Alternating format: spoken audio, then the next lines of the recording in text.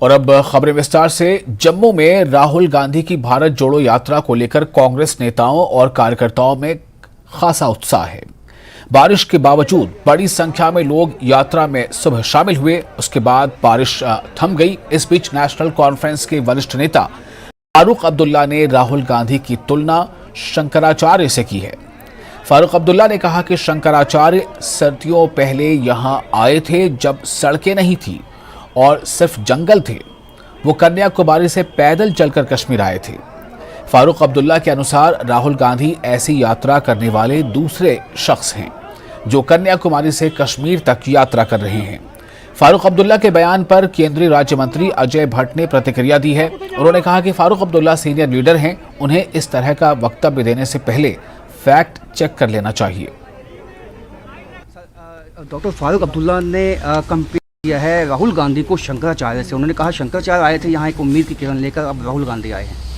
क्या बात करें, जिनको देश नकार चुका है और जिनके बारे में कोई भी व्यक्ति सीरियस नहीं लेता है, कोई सीरियस नहीं लेता, उस पर मैं टिप्पणी करना भी उचित नहीं समझता हूं।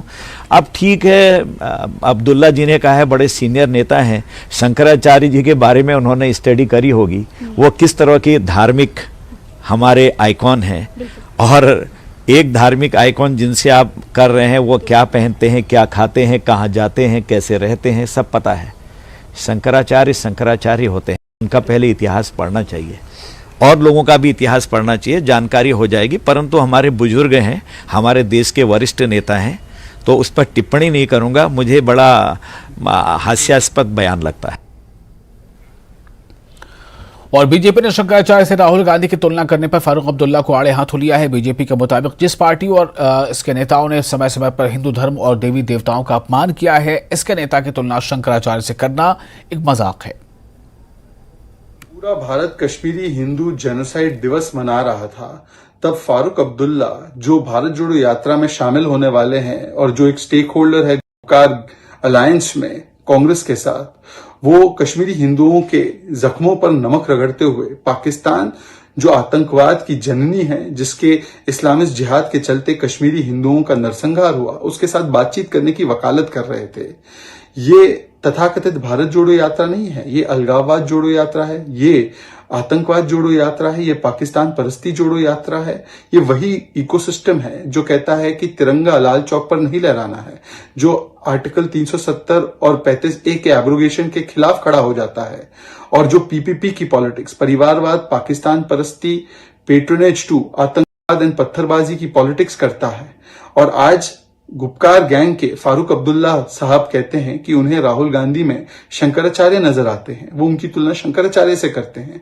जिस पार्टी ने हिंदू टेरर कहा हो, सैफरन टेरर कहा हो, राम जी के अस्तित्व पर सवाल खड़े किए हो, राम मंदिर का विरोध किया हो, हिंदुत्व को आईसिस बोको हराम से जोड़ा हो, जो पार्टी लगातार गीता जी की तुलना जिहाद से करती है और बार बार हिंदू सनातन संस्कृति और धर्म के चिन्हों पर हमला करती है, आज ऐसी पार्टी के नेता की तुलना कभी प्रभु श्री राम से और कभी शंकराचार्य से करते हैं। ये क्या मजाक बना रखा है। और इसी के साथ अगली खबर बता दें कि जेकेएनसी के वरिष्ठ नेता शेख बशीर ने डॉक्टर फारूक अब्दुल्ला के उस बयान पर प्रतिक्रिया दी है जिसमें उन्होंने राहुल गांधी की तुलना शंकराचार्य से की है। क्या कहना चाहेंगे जो डॉक्टर फारूक अब्दुल्ला ने राहुल गांधी को शंकराचार्य से कंपेयर किया है? कुछ लोग कहते हैं कि हिंदुओं का अपराध जो है अपमान करने की कोशिश की। ऐसी बात नहीं है, किसी का अपमान नहीं हो रहा है। उन्होंने सिर्फ एक मिसाल दी कि शंकराचार्य बहुत अरसा पहले कश्मीर में आए थे, वो भी दिलों को जोड़ने के लिए आए थे। और आज अगर राहुल ने पेशकदमी की है और नौजवान लीडर है, इसने भारत को जोड़ने की बात की है, तो मिशन अच्छा है। तो इसलिए कोई इसमें किसी धर्म का अपमान नहीं होता है। वो चूंकि धर्म गुरु थे, वो आए, उन्होंने भी अच्छी बातें की, और अगर भारत जोड़ो की बात करे तो ये भी अच्छी बात है, कोई बुरी नहीं है। किसी धर्म के अंदर कोई ऐसी बात तो हुई नहीं। भारतीय जनता पार्टी कहती है कि जिहादी मानसिकता के साथ जो है वो राहुल गांधी जुड़ रहे हैं। कई सारे ऐसे नेता हैं जो झंडा उठाने की बात करते हैं कि वो नहीं उठाएंगे और फिर भी राहुल गांधी उनके साथ जुड़े। बीजेपी को अपने बगैर कोई बंदा नजर ही नहीं आता है जो नेशनलिस्ट है। और हकीकत यह है कि जब हिंदुस्तान आजाद हुआ था तो बीजेपी और उनके साथ जो जुड़े हुए लोग हैं उनकी विचारधारा जो थी वो बिल्कुल अलग थी, लेकिन क्योंकि आज वो अपने बगैर किसी को नेशनलिस्ट समझते ही नहीं, तो ये अनफॉर्चुनेट बात है। मैं आपके माध्यम से कहना चाहता हूं कि इस मुल्क के अंदर बहुत से लोगों ने कुर्बानी दी है और बीजेपी के बगैर भी हैं, और नेशनलिस्ट का सर्टिफिकेट बीजेपी से लेने की जरूरत है। कांग्रेस नेता जीए मीर ने जम्मू कश्मीर में राहुल गांधी की पहले दिन की यात्रा को सफल करार दिया है। उन्होंने कहा कि भारी बारिश के बावजूद सभी शहरों के लोगों ने यात्रा में भाग लिया। कांग्रेस लीडर राहुल गांधी ने आज पहला दिन पदयात्रा की यहाँ जम्मू में, कठुआ में, और भारी बारिश के बावजूद भी यात्रा जो है हटली मोड़ कठुआ से चढ़वाल की तरफ आई। मेरे साथ इस वक्त है जीए मीर, ये कोऑर्डिनेटर हैं इस यात्रा के, 12 जोड़ो यात्रा के। पहला दिन था आज, मीर साहब कैसा रहा? मुझे लगता है भगवान ने भी वेलकम किया, क्योंकि शावरिंग तो हम शुभ मानते हैं, और विंटर सीजन में जो ड्राई मौसम था उसमें जो शावरिंग हुई सुबह पहले कदम से, ऊपर वाले ने भी अच्छा सहयोग किया। और जमीनी सतह पर आपने देखा कठुआ जिला, अगर आप ऑर्गेनाइजेशन के हिसाब से देखेंगे तो उतना मजबूत नहीं है, मगर जो आपने जन सैलाब सड़कों पर देखा, ये आप देख सकते हैं राहुल गांधी पिछले 5.5 महीने से लोगों के दिलों पर क्या असर डाल पाए। और ये नेचुरल अफेक्शन थी लोगों की, इसमें किसी की ऑर्गेनाइज्ड कोई ये नहीं होता है। तो नेचुरल तरीके से इतने सर्दी में, इतने मौसम खराबी में जिस तरह से लोग जोग दर जोग आए, सड़कों पर जगह ही नहीं मिली आगे चल के, मैं समझता हूं कि यही असली मकसद इस मोमेंट का है जो राहुल गांधी 7 सितंबर से कन्याकुमारी से लेकर चल रहे हैं, और आखिरी पड़ाव आज जम्मू कश्मीर में शुरू किया। 2 सवाल उभर के आ रहे हैं। लाल सिंह कल आए थे, आज वो दिखे नहीं, क्या वजह है? अब अभी तक मुझे उसकी जानकारी नहीं है, क्योंकि इसमें तो कोई किसी को दावत तो गया नहीं, ना लीडरों को, ना एनजीओज को, ना सोशल ऑर्गेनाइजेशंस को, ना ही बेचारे ये जनता को। जो लोगों ने सुना, जो उन्होंने इसमें माने समझा, उसमें कई लोगों ने अपने आप कहा कि हम जुड़ेंगे, हम वेलकम करेंगे, हम पार्टिसिपेट करेंगे। अब वो खुला मंच है, जो आ रहे हैं वो आप देख रहे हैं, जो नहीं आएंगे, क्यों नहीं आएंगे, वो जवाब दे सकते हैं। गुपकार अलायंस के जो हम ये कहते हैं डॉक्टर फारूक अब्दुल्ला आए, अवामी नेशनल कॉन्फ्रेंस, तो क्या, क्योंकि उनका जो आइडियोलॉजी है आपके साथ मिलता नहीं है, लेकिन फिर भी वो आए कल, आपको क्या लगता है कि अलायंस बढ़ा रहे हैं? अगर हमारे साथ उनकी अपनी अपनी पार्टियां हैं, डेफिनेटली उनकी अपनी आइडियोलॉजी है, उस पर वो चल रहे हैं, मगर एक चीज तय हुआ ना कि जम्मू कश्मीर में ये यात्रा तय करेगी कि कौन बीजेपी के उनके पॉलिसीज के समर्थन में है, कौन उनके जुल्म के खिलाफ है। वो आने वाले 9 दिन आपको ये यात्रा दिखाएगी।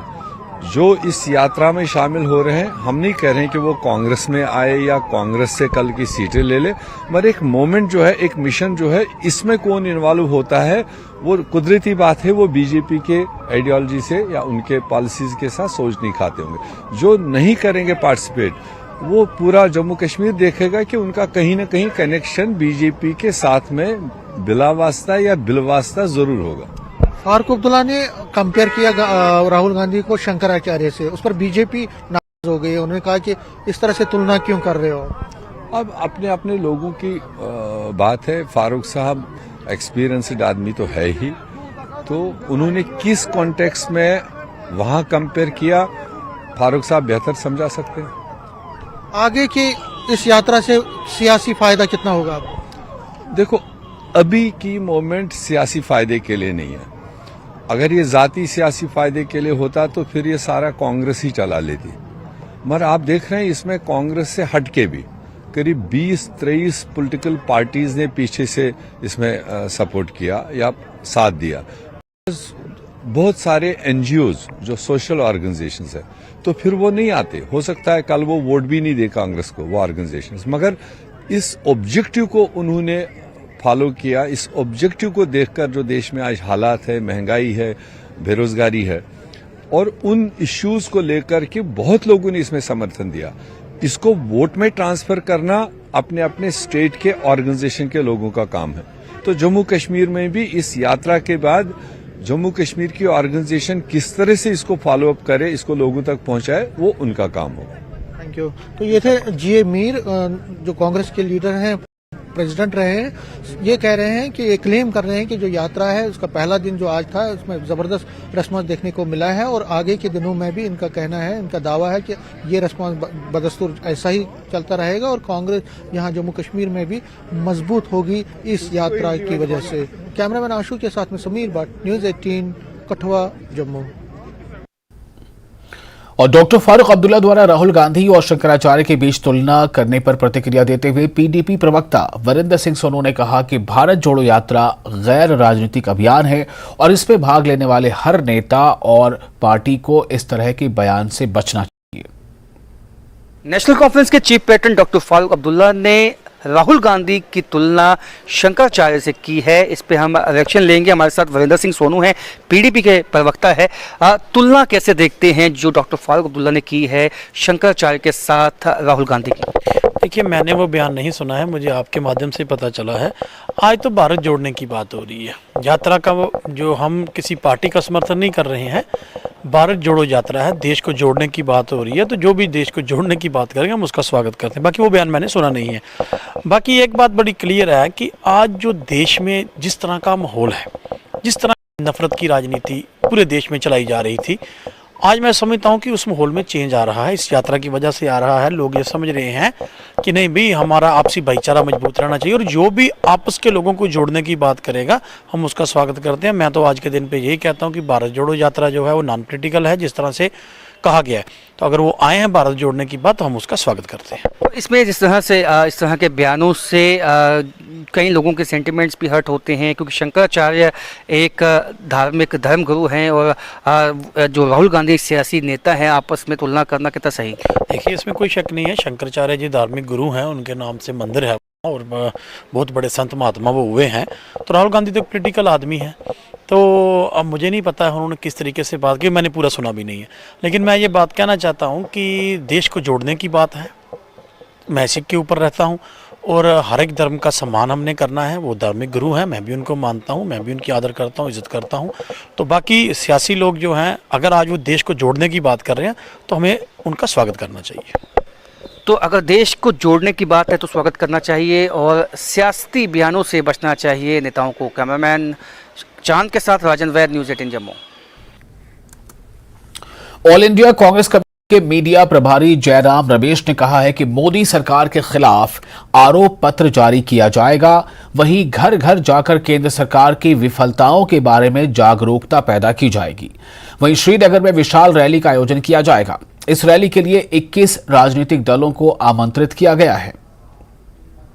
एक चार्जशीट मोदी सरकार के खिलाफ, जो मोदी सरकार की विफलताएं हैं, उसके बारे में एक चार्जशीट तैयार की गई है, जो कल दिल्ली में रिलीज होगा और वो भी घर घर तक पहुंचाया जाएगा हमारे कार्यकर्ताओं के द्वारा इस 2 महीने के कार्यक्रम, 26 जनवरी से 26 मार्च तक। श्रीनगर में लाहौर जी हमारे पीसीसी ऑफिस लाल चौक में जो है वहां राष्ट्रीय तिरंगा फहराएंगे और कांग्रेस अध्यक्ष मल्लिकार्जुन खड़गे जी ने 23 पार्टियों के अध्यक्षों को लिखा है, उनको निमंत्रण दिया है कि आप आइए, अंतिम समारोह में भाग लीजिए। जो आएंगे उसकी जानकारी मैं 24 या 25 तक आपको दे दूंगा। अभी जवाब आने लगे हैं पर अभी फाइनल नहीं तैयार हुआ है, पर 23 पार्टी को निमंत्रण दिया है और हम उम्मीद करते हैं कि सभी 23 पार्टी शामिल होंगे इस अंतिम समारोह। फिलहाल एक छोटा सा ब्रेक लेते हैं। ब्रेक के बाद खबरों का सिलसिला जारी रहेगा। ब्रेक के बाद एक बार फिर आपका स्वागत है। नेशनल कॉन्फ्रेंस के नेताओं और कार्यकर्ताओं ने जम्मू कश्मीर यूटी सरकार द्वारा भूमि बेदखल आदेश के खिलाफ उपायुक्त कार्यालय धार रोड उधमपुर के बाहर विरोध प्रदर्शन किया। उन्होंने आदेश के खिलाफ लैंड ऑर्डर वापस करो, प्रशासन होश में आओ के नारे लगाए।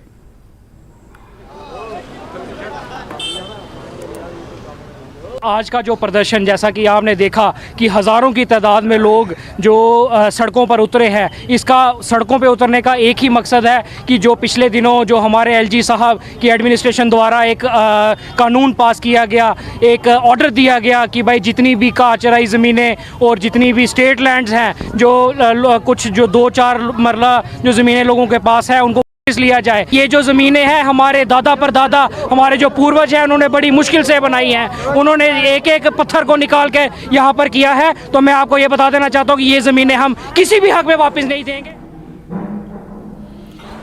और आपको बताते हैं, पीएम नरेंद्र मोदी ने 71,000 युवाओं को नियुक्ति पत्र सौंपा है। वीडियो कॉन्फ्रेंसिंग के माध्यम से सरकारी विभागों और संगठनों में भर्ती हुए नव नियुक्तों को पीएम ने नियुक्ति पत्र वितरित किया। इस मौके पर पीएम मोदी ने अपने संबोधन में कहा कि नियुक्ति में पारदर्शिता बरती गई है, भर्ती और प्रमोशन विवाद निपटाए भी गए हैं। पीएम मोदी ने कुछ नव नियुक्तों से बातचीत भी की। देश की शुरुआत उज्जवल भविष्य की नई उम्मीदों के साथ हुई है।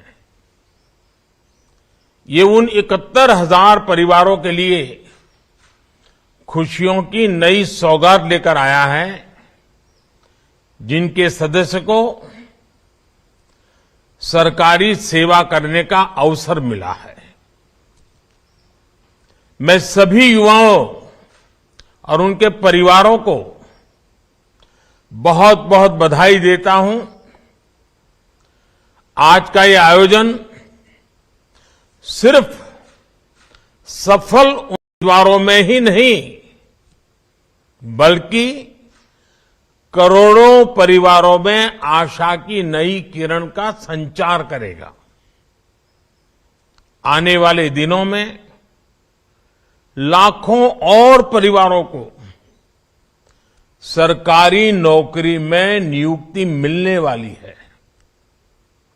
केंद्र सरकार के साथ ही एनडीए और भाजपा शासित राज्यों में भी लगातार रोजगार मेले का सिलसिला चल रहा है, आयोजन किया जा रहा है। एलजी मनोज सिन्हा ने जेवन श्रीनगर में माइग्रेंट कश्मीरी कर्मचारियों के लिए 936 फ्लैटों के ट्रांजिट आवास की नींव रखी। प्रोजेक्ट की लागत करीब 124 करोड़ रुपए है। आरएनबी के मुख्य अभियंता रफीक अहमद रफीक का कहना है कि यह परियोजना 1 साल में पूरी होगी। हालांकि निर्माण की अवधि 2 साल दिखाई गई है। इंडिया इन पर्टिकुलर एलजी साहब बहुत कमिटेड है। प्रेजेंट डिस्पेंसेशन डिविजनल कमिश्नर साहब, डीसी साहब, ऑल एसएसपीज, एसपीज, एडीजी साहब, डीजी साहब, all the police officers including Kashmiri majority community भी बहुत ज्यादा इंटरेस्टेड है कश्मीरी पंडित भाई अपने यहाँ पर आ जाए। और उनको अब एकोमोडेशन की जो दिक्कतें थे, जिसकी वजह से वो इनसिक्योर फील कर रहे थे, और अनफॉर्चुनेटली आपको भी पता है जिस तरीके से किलिंग हो गई, उसके बाद में उनको थ्रेट परसेप्शन हर जगह से लगा। तो उसको खत्म करने के लिए कुछ हद तक जो गवर्नमेंट अपना एक कदम उठा रही है कि कम से कम अगर इनको यहाँ पर एकोमोडेशन देंगे, उस एकोमोडेशन में जब ये बैठेंगे एक मैसेज भी अच्छी जाएगी, और उनको दिन भर काम करने के बाद रात पर रहने के लिए they will feel secure, they will feel comfortable.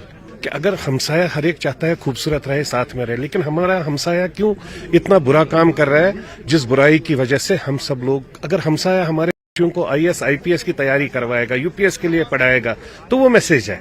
लेकिन वो जो कर रहे हैं वो हमारे को एक्सेप्ट नहीं है। हम चाहते हैं कि वो भी खुश रहे, लेकिन वो खुश तभी रहेंगे जब वो हमारे यहाँ पर डिस्टर्बेंस नहीं करेंगे। एकोमोडेशन तो बहुत जरूरी है, साथ में हमारी जो डिमांड्स है हमारे माइग्रेंट्स भाइयों की, वो भी पूरी होनी चाहिए। बाकी आप भाईचारे की बात कर रहे हैं, हम शुरू से चाहते हैं कि जैसे हम पहले की तरह रह रहे थे वैसे एक बार फिर से वैसा ही होना चाहिए। भाई बहन जैसे हम पहले प्यार से रह रहे थे वैसे ही रहना चाहिए। जो एक छोटी सी फैमिली, न्यूक्लियर फैमिली के लिए सफिशिएंट रिक्वायरमेंट है, अकोमोडेशन है, वो इसमें रहेगी। इसमें 470 स्क्वायर फुट का एक फ्लैट है, 2200 स्क्वायर फुट प्लेन एरिया है और 6 फ्लोर्स है। तो ऑल फैसिलिटी जो भी एक डिवेलिंग यूनिट में होनी चाहिए वो इसमें है।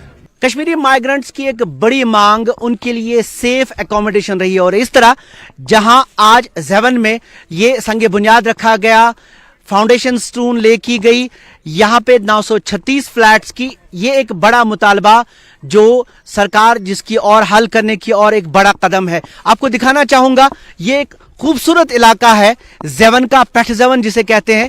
आप देख सकते हैं कि कितना खूबसूरत इलाका है और सेफ भी काफी हद तक, क्योंकि इसके दूसरी तरफ सामने जो है वो पूरा आर्म्ड पुलिस का एक बड़ा कॉम्प्लेक्स है जो काफी सालों से यहां पे है और इलाका भी है बहुत खूबसूरत है। और इस तरह जो एक बड़ी मांग है सेफ एकोमोडेशन की और अच्छी एकोमोडेशन की, सरकार कहती है कि इस कॉम्प्लेक्स के जरिए हमने इसकी और एक बड़ा कदम उठाया है।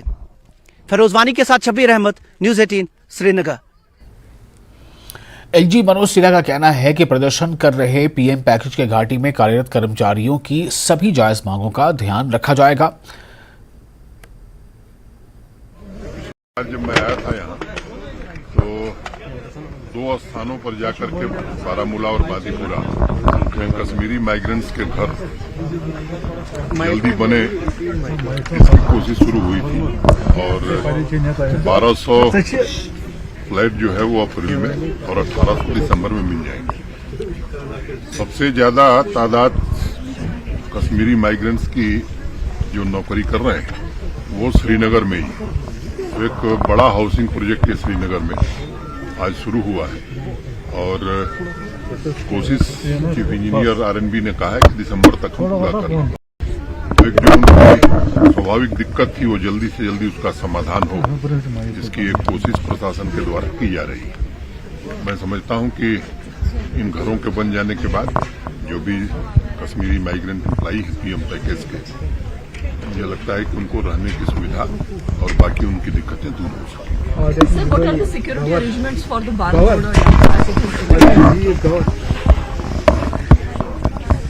यात्रा के सुरक्षा के पूरे इंतजाम कर दिए गए हैं और मुझे लगता है कि इस सुरक्षा की दृष्टि से यात्रा में कोई दिक्कत नहीं। Thank you sir. Thank you.